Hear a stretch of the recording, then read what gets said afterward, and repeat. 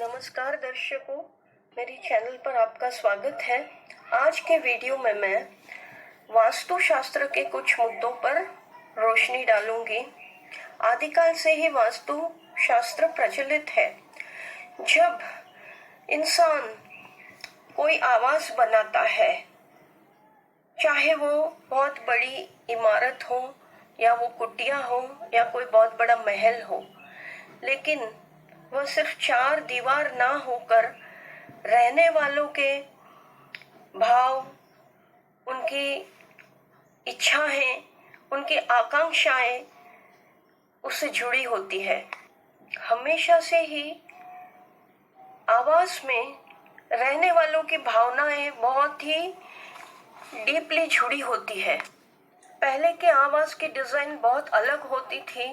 ब्रह्मस्थान को हमेशा ही खुला छोड़ा जाता था, ओपन टू स्काई, और उसके चारों तरफ घर बना होता था, कमरे, लेकिन हमेशा ही ब्रह्मस्थान खुला होता था। बहुमंजिला इमारतों के नियम भी नहीं थे। एक या ज्यादा से ज्यादा एक फ्लोर होता था। अब जब बड़े बड़े स्काई स्क्रेपर्स और बड़ी बड़ी ऊंची इमारतें बनने लगी है, फ्लैट्स के सिस्टम आ गई है, तब वास्तु बहुत ज्यादा लुप्त हो रहा है, क्योंकि फ्लैट्स में वास्तु के नियमों का ज्यादातर उल्लंघन हो जाता है, या फिर कभी कभी एक ही साइड की विंग का वास्तु सही होता है और बाकी तीन तरफ का वास्तु गलत हो जाता है, क्योंकि उसमें अलग दिशा में अलग अलग कमरे, खास करके स्नान गृह, टॉयलेट, बाथरूम अगर गलत दिशा में आ जाते हैं तो रहने वालों को परेशानियां शुरू हो जाती है। कभी कभी बिल्डिंग को स्टाइलिश लुक देने के लिए ऐसे शेप दिए जाते हैं कि उसमें कोई ना कोई डायरेक्शन या सब डायरेक्शन कट भी हो जाता है और कभी कभी एक्सटेंड भी हो जाता है। तो ये बहुत सूक्ष्म चीजें हैं जिस पर ध्यान बिल्कुल नहीं दिया जाता, लेकिन इस वजह से रहने वाले इनमेट्स के जीवन पर बहुत गहरा नेगेटिव असर पड़ता है। कई बिल्डिंग में देखा गया है कि कंटिन्यूअसली ग्राउंड फ्लोर से लेकर टॉप फ्लोर तक सभी को एक ही टाइप के प्रॉब्लम और इश्यूज चल रहे हैं घर में, और उसी बिल्डिंग में कोई एक विंग में किसी के कोई मेजर प्रॉब्लम्स नहीं नजर आ रहे हैं, तो कोई और एक विंग में सभी को कोई एक अलग टाइप का प्रॉब्लम नजर आ रहा है, दूसरे विंग में कुछ और नजर आ रहा है, क्योंकि उस लाइन के सभी फ्लैट्स में सेम वास्तु दोष है। और इन वास्तु दोषों से कभी कभी एक्सट्रीम नेगेटिव इफेक्ट्स होती है। कई घरों में घर की स्त्री को बहुत गंभीर बीमारी से ग्रस्त देखा गया है, और कुछ डायरेक्शन के वास्तु दोष से घर के बच्चों पर, उनके दिमागी हालत पर बहुत ही नेगेटिव असर पड़ी है। उस घर में रहने वाले कभी कभी मेंटली रिटार्डेड प्रतीत होते हैं। तो बिल्डरों को वास्तु का खास ध्यान रखना चाहिए, और खरीदते वक्त बायर को भी खास बोलना चाहिए कि हमें वास्तु के हिसाब से बनाकर दो, अगर अंडर कंस्ट्रक्शन ले रहे हैं तो। कुछ ही ऐसे बिल्डर्स हैं जो वास्तु का ख्याल रखते हुए हर एक अपना प्रोजेक्ट बना रहे हैं, लेकिन बहुत ज्यादातर ऐसा नहीं हो रहा है। अगर दो तीन ऐसे कोई बना रहे हैं तो भी बहुत सारे लोग हैं जो ऐसी बिल्डिंग में अपना घर बुक करते हैं जहाँ पर वास्तु का ध्यान नहीं रखा गया, और बाद में एक्सपर्ट को बुलाकर काफी रेमेडीज करते हैं। तो कुछ छोटे दोष की रेमेडीज हो जाती है, लेकिन कुछ वास्तु दोष ऐसे हैं जिसकी कुछ भी रेमेडी कर लो कोई फर्क नहीं पड़ता।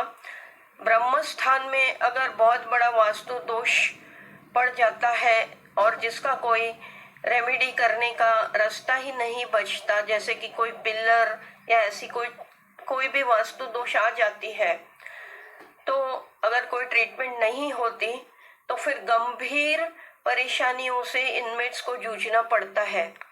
मैंने पहले भी वास्तु पर वीडियोस बनाए हैं जिसमें मैंने नॉर्थ ईस्ट डायरेक्शन, जमीन कैसे सिलेक्ट करें, अंडरग्राउंड वाटर कैसे एल रॉड से फाइंड करें, ऐसे कुछ वीडियोस बनाए हैं। मुंबई शहर का वास्तु, मुंबई इतना समृद्ध शहर क्यों है, इस पर भी बनाया है। तो इस वीडियो में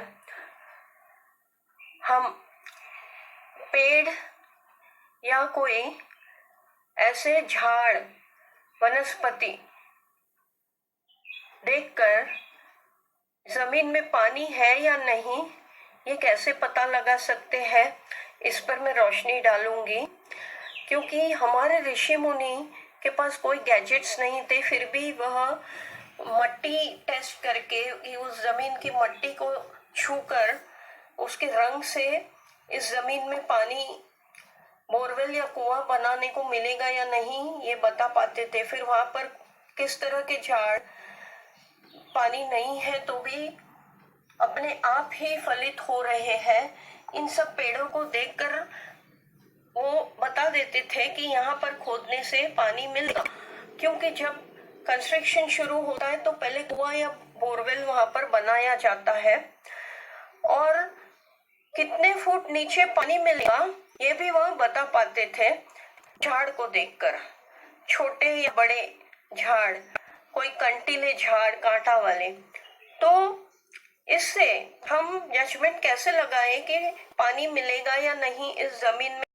दर्शकों, वृक्ष और जल का संबंध एक बहुत ही इंटरेस्टिंग विषय है। अगर किसी भूमि पर नेतर के झाड़ दिखाई दे, नेतर मतलब जिससे झाड़ू बनता है, हम कई बार नेतर की कुर्सी पर बैठे होंगे, यही नेतर के झाड़ दिखाई दे तो वेस्ट डायरेक्शन में 4 फुट नीचे मतलब 3 हाथ नीचे पानी है, ऐसा समझना चाहिए। जामुन के झाड़ के आजू बाजू यदि सांप के बिल दिखाई दे तो सांप के घर के साउथ की तरफ 15 फुट नीचे जल की प्राप्ति जरूर होती है।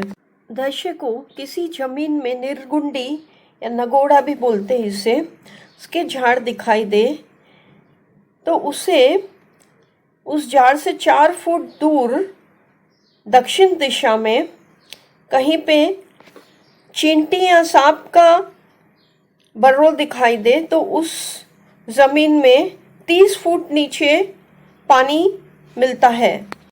किसी भूमि में अगर बेर का झाड़ हो तो उससे पश्चिम दिशा की ओर 15 फुट नीचे जल की प्राप्ति होती है। कहीं पर बहेड़े का झाड़ हो तो पूर्व दिशा की तरफ 15 फुट नीचे पानी होने की पूरी संभावना होती है। कोई भी पेड़ के रूट के पास नीचे अगर बहुत सारे मेढक दिखाई दे तो 20 फुट या 22 फुट नीचे पानी की धारा रहती है।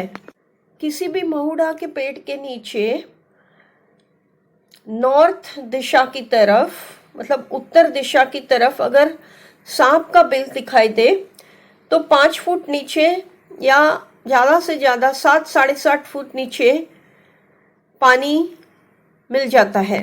कहीं पर अगर भूमि बहुत ही पोक्कल होती है, नरम नरम, तो उस भूमि में पानी आसानी से मिल जाता है, ज़्यादा खोदने की भी आवश्यकता नहीं रहती। कड़ी धूप और गर्म मौसम में भी किसी भूमि पर अगर घास हरा भरा दिखता है तो उस भूमि में निश्चिंत ही नीचे पानी है, ऐसा समझना चाहिए। कोई भूमि बहुत ही रेती से भरी हो फिर भी वहाँ पर छोटे छोटे हरे हरे पौधे हो और बहुत सारे पक्षी वहाँ पर झुंड में इकट्ठा होकर बैठे हो तो इस जमीन में निश्चिंत ही पानी प्राप्त होगा, ये तय समझना चाहिए। जहाँ पर शमी वृक्ष झुंड में उगे वहाँ पर उस जमीन में पानी निश्चिंत ही रहता है। बहुत सारे कांटे वाले वृक्ष जिस जमीन में अपने आप उगे हुए हो वहाँ पर भी पानी निश्चिंत होता ही है। कोई जमीन में गर्मी महसूस हो, गधे या राख जैसे रंग की जमीन हो, अग्नि जैसे रंग की हो, वहां पर पानी नहीं है ऐसा तय समझना चाहिए। किसी भूमि पर कैरेडा यानी कि ग्रीन बेरी के अंकुर निकले हो, वह भूमि पथरीली होने के बावजूद उसमें पानी मिलता है। किसी जमीन में साग का झाड़ जो एक बहुत ही अच्छा लकड़ा होता है, अर्जुन वृक्ष, बेल, शीशम, अरीठा, गुल्म, ऐसे वृक्ष खंडित अवस्था में भी क्यों ना हो, वहां पर उस भूमि में अंडरग्राउंड वाटर जरूर होता है। किसी भूमि में अगर मिट्टी सफेद हो तो वहां पर पानी होता है, लेकिन वह बहुत ही खारा होता है। किसी भूमि में मिट्टी ब्लूइश या ब्लैकिश होती है, वहां का पानी बहुत ज़्यादा मीठा होता है। किसी भूमि में ब्लूइश, काली या पीली रेती होती है, वहां पर पानी बहुत ही मीठा प्राप्त होता है और वहां पर कोई बेली या ऐसे कोई पेड़ भी अपने आप उगे होते हैं। किसी भी भूमि में हरे भरे झाड़, गुल्म के झाड़, बेली, लता, बहुत सारे पत्ते, एकदम सॉफ्ट और हरे भरे पत्ते जिसमें कोई होल्स या डैमेज ना हो, एकदम ताज़ा तरोताज़ा दिखने वाली बेली दिखाई दे, तो ऐसी ज़मीन में पानी का प्रवाह बहुत अच्छा होता है। किसी भूमि में नागकेसर, आसोपालव, सौंफ, अशोक, हाथीसुंडा, गुल्म, मेहंदी ऐसे झाड़ दिखाई दे, तो ये भूमि चाहे पहाड़ पर भी क्यों ना हो, 15 फुट नीचे जल की प्राप्ति जरूर होती है। किसी निर्जल जगह पर खजूर के अगर 2 पेड़ एक साथ दिखाई दे झोड़ी में, तो वहां पर भी पानी प्राप्त होता है वेस्ट की तरफ। किसी भूमि में अगर धुएं निकलते दिखाई पड़े, तो वहां पर भी जमीन में 15-20 फुट नीचे पानी जरूर प्राप्त होता है। किसी जमीन में निस्वदंती, मालती और अनेक औषधि के पौधे दिखाई दे, तो ऐसी जमीन में 2 हाथ। तो दर्शकों, उम्मीद करती हूँ यह जानकारी आपको अच्छी लगी होगी। वास्तु रिलेटेड कोई भी काम के लिए, चाहे वो घर का वास्तु हो, बंगलों का वास्तु हो, ऑफिस का वास्तु हो या गार्डन का वास्तु हो, रेस्टोरेंट का वास्तु हो, फैक्ट्री का वास्तु हो, हर एक वास्तु के काम के लिए आप मुझे कांटेक्ट कर सकते हैं। अगले वीडियो में फिर मिलेंगे, तब तक के लिए धन्यवाद।